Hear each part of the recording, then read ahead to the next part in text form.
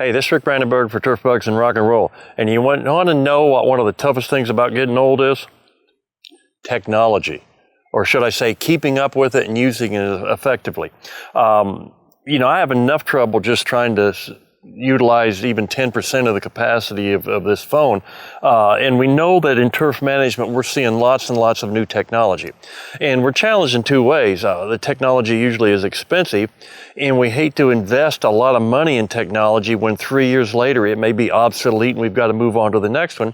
And the other is the learning curve for these things. And that just as you finally learn how to do it and use it properly, something else comes along. So a lot of us, and in my case, as I get older, I'm less inclined to adopt new technology perhaps as aggressively as I should, and I know that's true for a lot of you.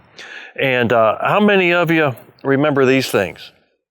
iPod came out about 2001, and then they really ramped up in 2004, 2005 with the shuffle and all those things.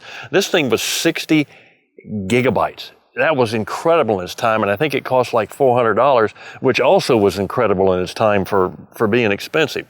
But you could put music on it. We found out you could even put PowerPoint presentations on it and hook it into a laptop and show your presentation using one of these. But at the time, they were so cool to have, and you had your little headphones, and you'd go all over the place with it in your hand, showing everybody that you were cool and you were up to speed on technology. Well, obviously these things are nothing now. I've got Spotify on my phone, and I've got wireless earbuds, and now I'm cool again.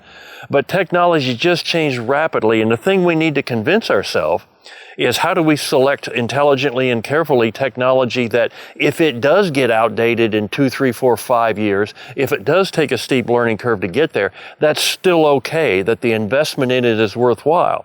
And one of those right now, drones. We're seeing a lot of drones and just scratching the surface on how they can be used in turf management. And not just with pesticide applications, but with looking for stress, looking for pests and diseases, lots of ways that we don't fully understand. Just saw a demonstration of a sprayer that uses optics to actually find weeds and only spray the weeds.